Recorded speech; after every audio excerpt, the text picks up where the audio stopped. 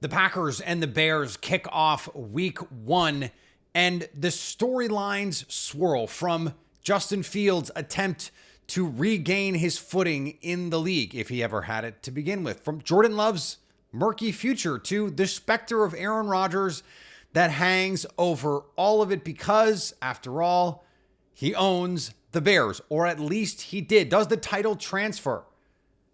Kay Adams from Up and Adams joins us on the show today to discuss all of it. You are Locked On Packers, your daily Green Bay Packers podcast. Part of the Locked On Podcast Network, your team every day.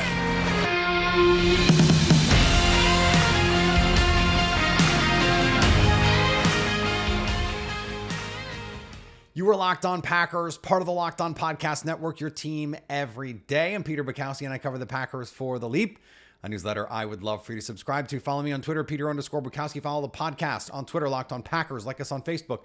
Subscribe to the podcast, iTunes, Spotify, Google Podcasts, wherever you find podcasts, you will find Locked On Packers, the #1 Packers podcast on the internet, and the show for fans who know what happened. They want to know why and how. Thanks to everyone who makes Locked On Packers their first listen every day. We hope you like starting your day with us as much as we like starting our day with you. Today's episode brought to you by our friends at LinkedIn Jobs. They help you find the qualified candidates you want to talk to faster. Post your job for free at linkedin.com/LockedOnNFL. That's linkedin.com/LockedOnNFL to post your job for free. Terms and conditions apply. Kay Adams is on the show today, and this is a makeup show for me because we did a show a couple years ago and we had audio problems, and it was my fault, or it was technology's fault. I don't know. It doesn't matter, but I'm very glad that we get to be back talking about this because Kay has a very unique perspective on all of this as a Chicago Bears fan at heart. But as she'll explain, she's got family that live in the Green Bay area. She's always she calls it flirted with the Packers because she sees like, oh, that's a well-run organization. That's quarterback stability. That's all that good stuff. So we're going to dig into all of the storylines around all of this and talk a little Aaron Rodgers. She had a chance to sit down and talk with Aaron Rodgers, her viewpoint on Matt LaFleur, and a lot of really interesting things. All of that coming up here on Locked On Packers. Let's do it. Joining me now, one of my favorite people in sports media. You know her from Up and Adams. You know her from Good Morning Football, from NBC Sports. If you are like the real ones know, Kay Adams joins me now on Locked On Packers. And Kay, this is, for me, a makeup show because we talked a couple years ago and I lost your audio and we never posted the interview. And I was so mortified. I was too afraid to ask you to come back on. So I was just like, no, I'm an idiot. It's my fault. And it kept my audio, not even your audio. I could have worked with just your audio. But right. nope. The real problem there, Peter, or the real shame is that on that podcast, the Lost podcast, I said, and this was like 2 years ago. Yeah. I said, here's what's going to happen. Aaron Rodgers is going to get traded to the Jets. It's going to take a while, but he'll be a Jet. And not only him, Randall Cobb and Alan Lazard. I said it and you lost it. And it's the biggest tragedy in sports media history. I was there. I can vouch. All of this is true. All of this is real. There was also a donut bet, as I recall. And I think I won the bet, but I was too embarrassed to even be like, hey, Kay, you owe me donuts for this. But maybe at the Super Bowl, maybe in Vegas, we can, we'll do donuts. So this is a funny situation for us to be in because of your background and my background. I feel like if your relationship to the Packers, if it was a Facebook status, would be it's complicated, right? Can you give some background to our audience who may not know that there is kind of a fraught background a little bit with the Packers and you? I think that my relationship with the Bears is complicated. And if we're talking in terms of Facebook, Peter, and I like this vibe, I'm poking the Packers. I've always been poking stalking the Packers, just seeing what's up, saying hi, flirting, because I obviously have big ties to the team. I'm from Chicago. I of course love the Bears, but y'all have pummeled us like 17 out of the last 20 times we played each other. And like when I was a kid, and all I had was like Matt Forte, Devin Hester, and then like my best franchise quarterback in history is Jay Cutler. So, it's just been a sad story as a Bears fan. With Green Bay, I have got family in I have a family in Appleton. And so I love Wisconsin, and I've always loved Aaron Rodgers when he was there. And I like Love more than most. So I wouldn't say it's complicated. I actually always fall in love with the underdog, and that somehow seems to be y'all this season. Yeah, that's got to be a weird role reversal. I want to ask you about the Aaron Rodgers of it all too, because you got a chance to sit down with him in Jets camp, and you've gotten the chance to get to know him a little bit over the years. And so there is this idea, we hear this, oh, he seems different. You hear people at camp are like, oh, he's got this verve, he's got this energy back about him. Did you sense something different in person, that he seems revitalized a little bit? I think he's always been the same person. He's been misunderstood. Part of that is on him because of what he presents. I think what he's presenting is a little different than what he maybe presented in Green Bay for a plethora of reasons that I certainly don't have the answers to. But when you talk to people who know him, who've played around him, played against him, he's spent time with, you always learn more from those people. So, I did go to Jets camp, but I also went to Bills camp, Peter, and I asked Josh Allen about him. And he said, he's the best guy. I have to go up against one of my best friends, one of the guys that is a mentor, but also like one of the coolest dudes around, who sort of answers my question, takes me under his wing. And you're seeing a lot of that being presented in New York. Of course, the question is like, does it last, right? Like, what is it? They have a gauntlet of a schedule coming out the gates. Like, and I think a lot of the eye rolling of the Packers fan base, I totally get. I think he gets it. I think everyone gets it. I will say, being at Jets camp, and it was the first camp I went to of 8. It was the most, there's the most excitement, but there's also a little reverence around him that I didn't really see when I visited the Packers or was around them. And this is somebody, I'm saying this is, I was around Tom Brady for a long time, in and out the door of the facility every day. And, Tom Brady's walking around making protein shakes by himself or doing whatever. Whereas like Aaron, there's this air, truly an air of greatness. There's an air of like, oh my gosh, we finally have a really great thing. We are past Adam Gase. We are past Sam Darnold. We are past this and this. And they have this thing, and there's a lot of reverence for him. And I wonder how that will work out as far as, as if they start losing, or when it comes to his input in personnel, will that go the right way? Yeah, it's also his relationship with Nathaniel Hackett, all of that. I mean, we saw that play out in Green Bay in a lot of different ways. There doesn't seem to be the animosity for Rodgers from Packer fans that there was for Love, when Rodgers was the quarterback with Brett Favre. That goes way, way back now to 2007. But there is some animosity from Packers fans to Rodgers, the way that all played out.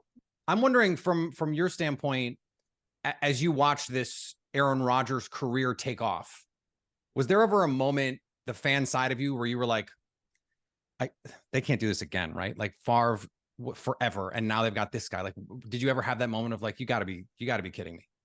I'm not. I think to have that moment, you have to be a Packers fan. Like, I'm not going to steal that feeling. It's a very special one that, like, if you were born and raised and lived through that and know it, and it, broke your heart, then that's something I wouldn't appropriate as mine. But as an outsider, for sure, there's a lot of understanding that for Packers fans and what they're feeling and with their apprehensiveness. I mean, this played out over months. Like, this played out over too long of a time. It was annoying. I was like exhausted and exasperated from having to talk about the nothingness that was the non-trade, that was the trade, that was the, the whining and dining and the private jets here and there, like all of that. But I mean, I would say I give Packers fans a lot of love and respect for the way that they are treating Jordan Love and how they aren't making this a Groundhog's Day sort of vibe. And I think that Packers fans are being really cool and optimistic, I would say, which is a really nice thing and something that Jordan Love, I think, deserves. All right, more with Kay Adams from Up and Adams here on Locked On Packers in just a second.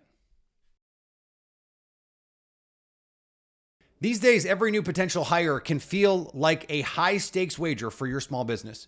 You want to be 100% certain that you have access to the best qualified candidates available. That's why you have to check out LinkedIn Jobs. LinkedIn Jobs helps you find the right people for your team faster and for free. You don't want people applying for your job who don't have the right qualifications or who don't have the necessary experience.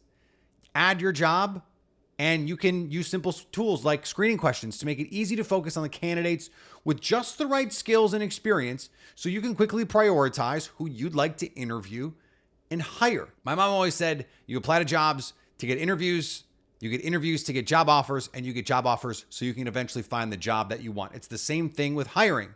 You have people apply so you can get the right interviews. And then from there, you have to find the right people. LinkedIn Jobs helps you find the qualified candidates you want to talk to faster. So post your job for free at linkedin.com/lockedonnfl. That's linkedin.com/lockedonnfl to post your job for free. Terms and conditions apply. And thanks to everyone who makes Locked On Packers their first listen every day. Every dayers. Tomorrow on the show, Crossover Thursday, our first Crossover Thursday of the season. Lauren Cox from Locked On Bears joins us to break down the matchups. And then JT O'Sullivan on a Fall Friday interview. I can't wait to talk about Jordan Love and Justin Fields and all of the quarterback juiciness that comes with this matchup. That's all coming up here on Locked On Packers.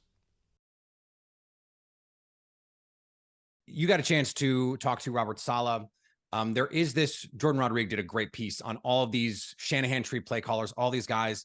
And I don't know, is there anything that just from your conversations with the players, with the coaches, that seems different about these guys than anyone else? Because it does seem weird that all of a sudden we just have this tree, maybe a bit like Mike Holmgren back in the 90s, where it's like half the league has someone from these coaches, including in Green Bay, and now at least the offensive coordinator in Chicago as we push toward week 1 here. Gosh, Holmgren, that's a very different vibe. A throwback, from Kyle Shanahan. Like just him as, I remember sitting next to Nate for all those years on Good Morning Football, and like Holmgren was like one of the names that was like elicited a response from him. Saleh to me has the same sort of human temperament as Matt LaFleur does. So, and I was very curious to talk to Saleh because he seems so intense on the sideline, and he seems like, this like warrior, badass gamer. Totally. And he, of course, is that in game, but off the field, like a sweet human, a kind person who very much prioritizes the human part of the game over anything else. I asked him about like a couple of just like nebulous, who cares things off the field. And he does not care. He's like, you don't understand. I show up, I compartmentalize whatever's going on off the field. Like, I don't care that these guys went to the US Open. I don't want to hear about it. I don't want to know, like, I am ball. And he did care. This was before the Dalvin Cook signing. He really cared more about, let me find out about this person as a human. And that really did sort of prevail. And I believed him when we talked off camera about what that sort of meant and the sort of vibe and tone he's setting. He seems like the perfect fit for Aaron Rodgers, especially with the Hackett buffer there. I don't know. And I think LaFleur and Rodgers got along really, really well. So there's a lot of trust there, but I think it's sort of this like hands-offishness that might work in Saleh's favor here. For Jordan Love, like if you got a chance to just be like, if he was going to text you, be like, hey, Kay, like, can I just have a little bit of advice? Like, you've been around Tom Brady, you've been around Aaron Rodgers, like you've been watching this for a long time now. Like, I don't want to make you seem old. You're not that old. But if you was just like, hey, just the day-to-day trying to manage all of this, what kind of like advice, if he was your friend, would you be like, hey, Jordan, like, here's what you need?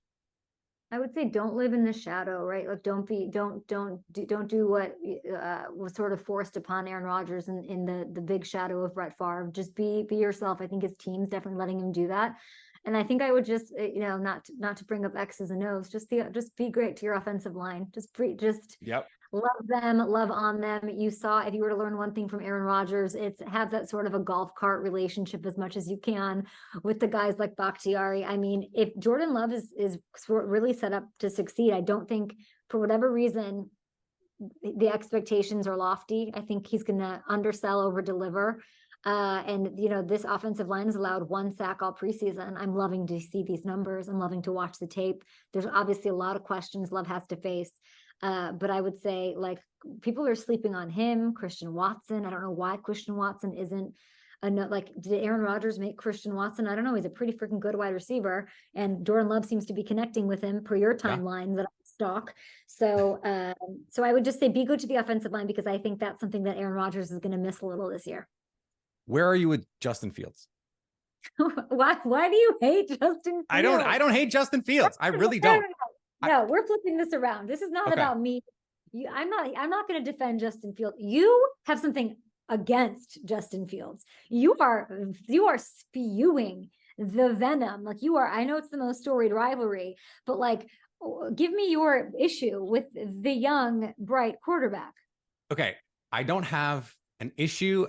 It's not personal. Okay. It's just business. No. I think, and I said this the other day, I think if Bears fans hadn't treated him like he was the second coming of Joe Montana mixed with Patrick Mahomes, mixed with John Elway, before he ever stepped on the field, I would push back a little less. But that's what happened. And it's still happening. And then it's about, okay, let me just set some reasonable expectations here. And I went back and looked, because I see the talent. Kay, she's leaning back in her chair. I see the talent. I'm just saying, like, can you show me a little bit more on the field before we start talking about this guy? Like, he was the new king in the North when Aaron Rodgers was still in Green Bay. They hadn't done anything. I'm sorry. I'm just. Did you hear me say? Did you hear it when I said that Jay Cutler is our best quarterback in franchise history? Did you hear when I said that? You understand the human element of this absolutely tortured fan base trying to find some semblance of hope, and it's all been with Justin Fields. And you can put all the interceptions against Green Bay and all this blah blah blah that you're spewing, this anti-Fields propaganda ahead of the Fields highly anticipated Week 1 bout in Chicago. But I will say, he didn't have anybody to freaking throw to, Peter. And now he does. And so everything can be the pass and everything can be whatever. There was nobody to throw to, and he had the worst offensive line in the National Football League. So why don't you write little thank you cards to your brass for having a great offensive line right now and having your Christian Watsons? But I say, like, Fields, there's a lot to look forward to with this guy. Do I like that he was anointed? No, I like to undersell and over deliver and all of that. But like, you can't judge a quarterback under those circumstances, and that's what you've done. More with Kay Adams as we finish up and get you set for Week 1, Bears Packers, here on Locked On Packers.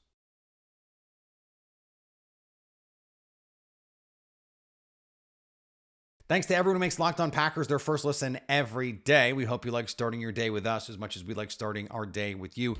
Everydayers, we have a full week of content for you at theleap.football, a newsletter I would love for you to subscribe to. I have a piece today about Luke Musgrave. I'm sure we will talk more about him tomorrow with Lauren Cox. And then go check out what we're doing over at Subtext. We've had an influx recently of people signing up so that we can chat directly, an influx of messages from people who had already signed up. So it's a great way for us to communicate directly via text. We can just chat, and it's a great opportunity. Go find Locked On Packers on Subtext. That is the best way to find us, but you're getting me. It is me. I made it my goal that I was going to bring out fan Kay Adams in this interview, and I'm just very glad that we got there. I'm very, very glad that we got there, because you like to keep a lid on it, and I appreciate that about you. You like, every fan base loves Kay Adams. Chicago hates me. Chicago literally hates me. That's because you are fair to the Packers, and they don't like that. They don't like the Aaron Rodgers relationship. They hate that I love the Bengals. They hate that they hate that I've been critical of the decisions that have been made pre-polls.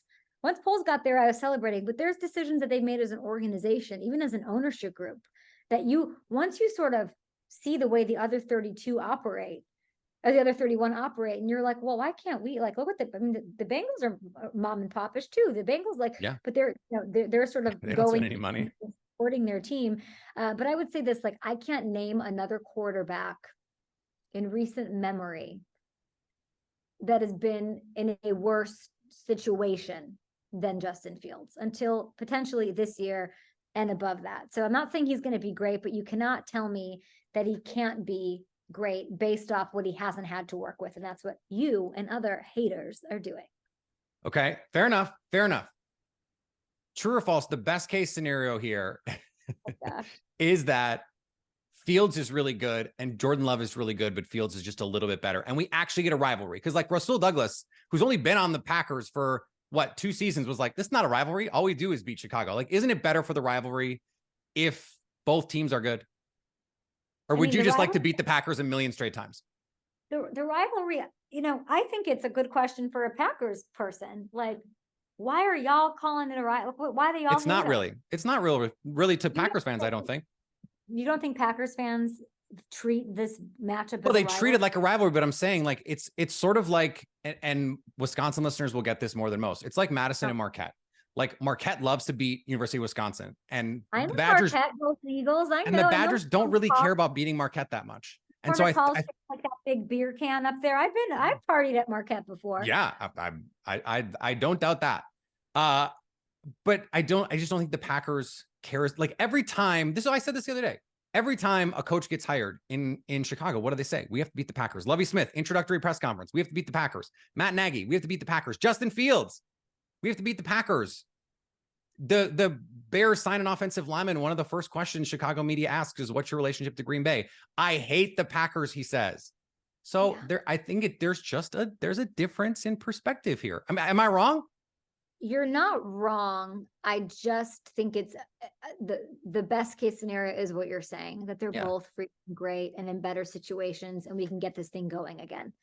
Because I think that's like the Bengals fell off. I mean, Ravens Steelers, I think that's going to be very much back this year. I think Bengals Ravens will be very much back this year. You want to see those things sort of exist, and Jets anybody, Jets Patriots, Jets Bill, like those, there's always going to be like swings you go through, but this has been a completely lopsided affair. I'm looking for the numbers. I had the numbers on Up and Adams this morning and they were so sad.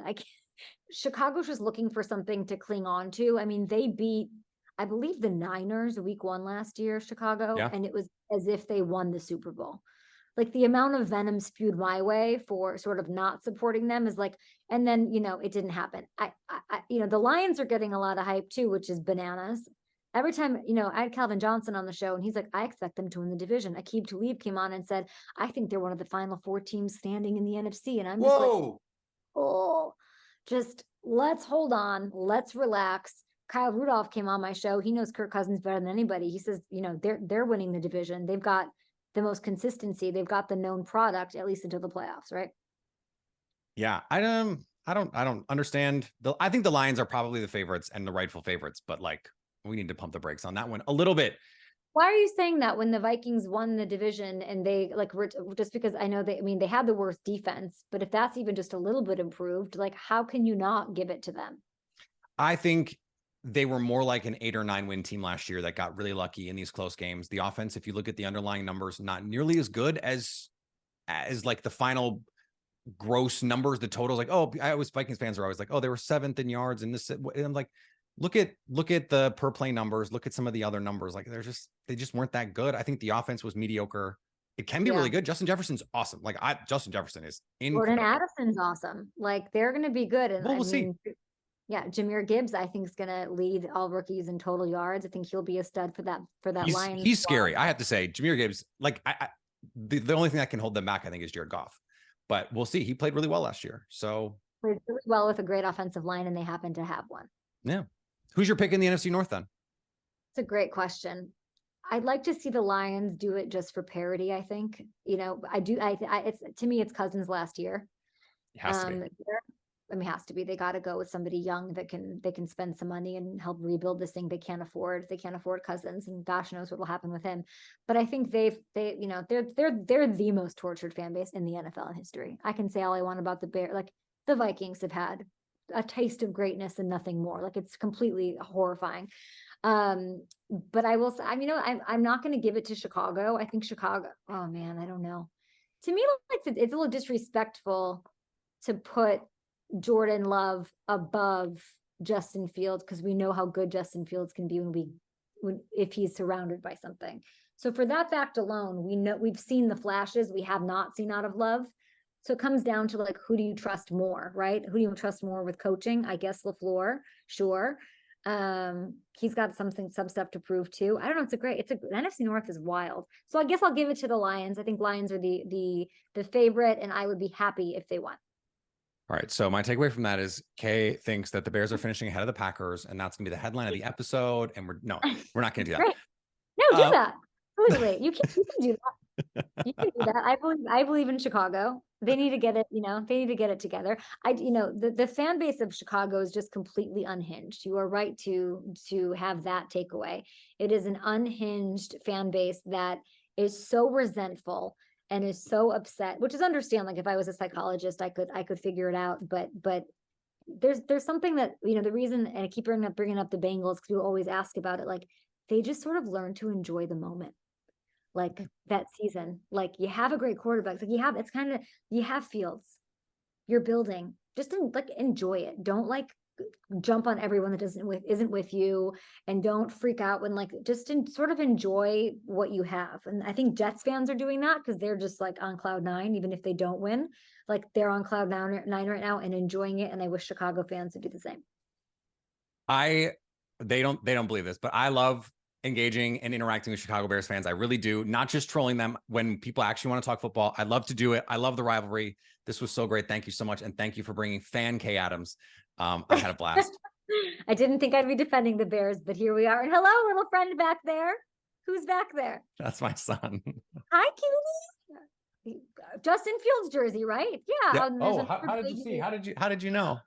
Wow, your kid has a Justin Fields jersey. Interesting. All right. Talk to you later, Peter. Thanks, Kay. Bye. All right. Thanks to Kay for joining the show. Great to talk to her. Glad the audio works on this one. It was actually more than a couple years ago now. It was pre-COVID. Different. I was in an apartment, different setup, different computer, different microphones, different everythings. And so glad that everything is a little different now and that we got that worked out. Because I think Kay is great, and we got her to put her fan hat on. It is rare, and I said this during the interview, it's rare that she puts her fan hat on, and I wanted her to put her fan hat on. I didn't know if she would, and she did, and I'm so glad she did, because that's not a side of her that very many people get to see on air, because she doesn't show it. She doesn't show it. I'm glad we got it, because I think it humanizes her for a lot of people. We're in this business because we love the game. And anytime you can show that fire, that passion, it gives a little more insight into who you are. I'm glad we got that. All right. Tomorrow, Locked On Packers, Locked On Bears, a crossover extravaganza. Crossover Thursday kicks off the 2023 NFL season, and then JT O'Sullivan on our Friday show. Follow me on Twitter, Peter_Bukowski. Follow the podcast on Twitter, Locked On Packers. Like us on Facebook. Subscribe to the podcast, iTunes, Spotify, Google Podcasts. Wherever you find podcasts, you will find Locked On Packers. And anytime you want to come hang out with us live, like we will be on Sunday after the game on our YouTube page, so you can stay Locked On Packers.